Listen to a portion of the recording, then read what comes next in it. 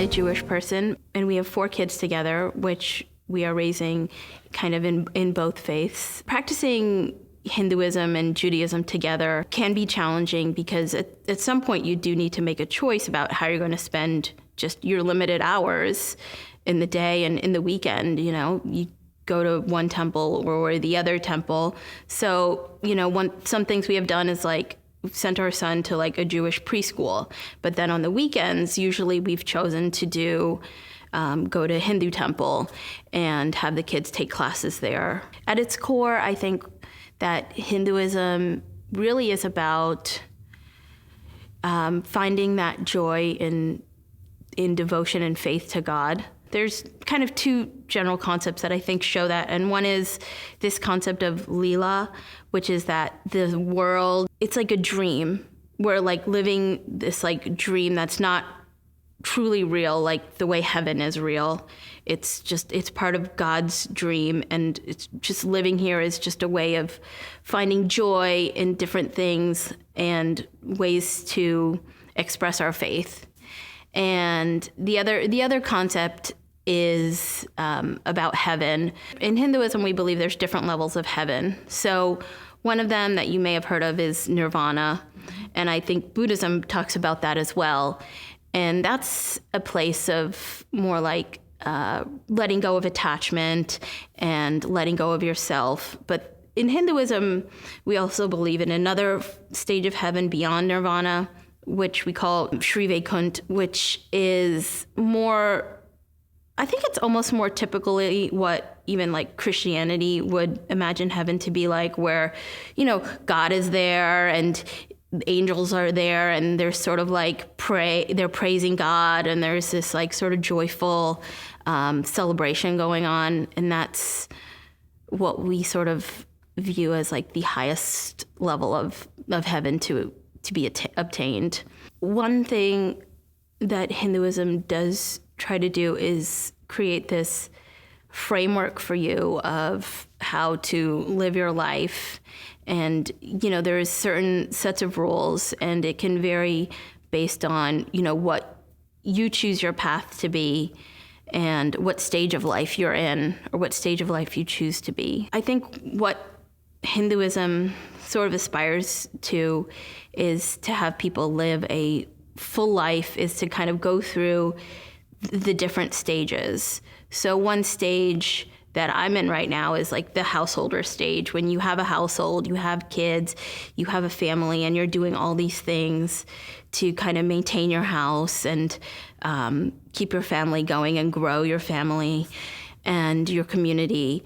And then there's other stages, like when you're older and you may be ready to kind of renounce your family life and take a more spiritual path, where, you know, your family is no longer dependent on you, and then you can detach yourself a little bit from, you know, worrying about like a mortgage and a job and everything like that. For me, to be Hindu, a lot of it is a connection to my family where I come from. My family comes from India. Also, I think for me, there's a big connection spiritually and philosophically, which I really connect to. I also like that there is this sort of like whole body aspect to it, like things like yoga and Ayurveda and things like, you know, what foods you should eat and all, you know, what type of exercises you should do, and meditation, which, you know, helps to calm your mind.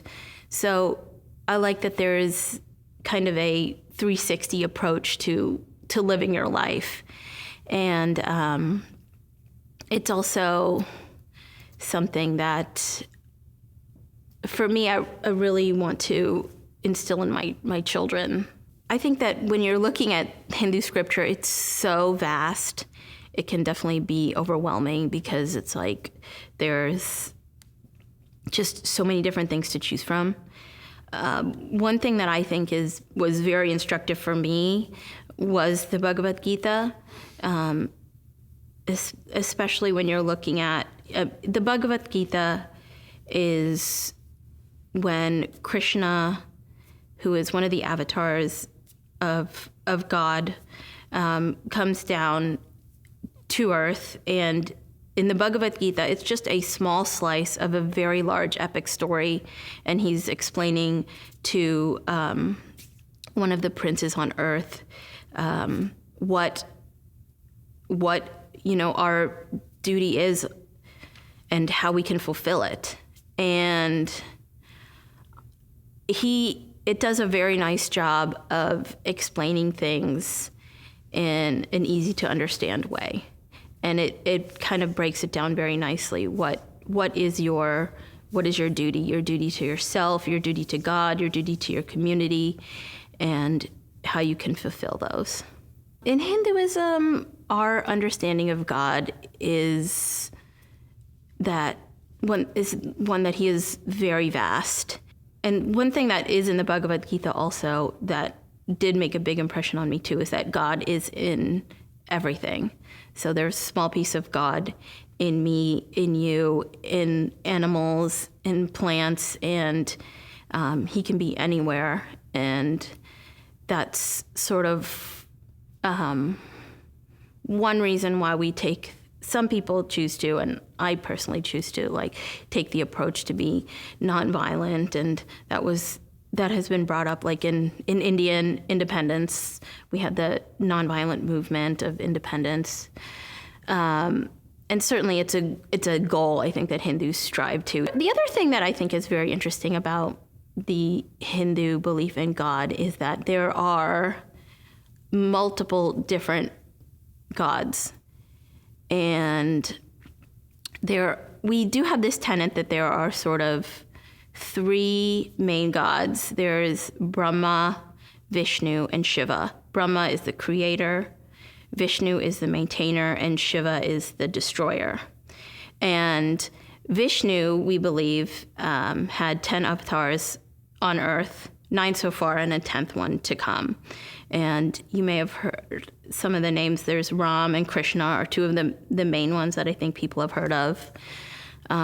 We have one avatar which came to Earth during a great flood, which supposedly wiped out a ton of the Earth. And I think it's very similar to a story in Noah's Ark kind of story. And which is interesting that there are these similarities there.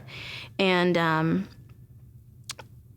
we also believe in goddesses too. So they have their female counterparts, Saraswati, Lakshmi, and Parvati.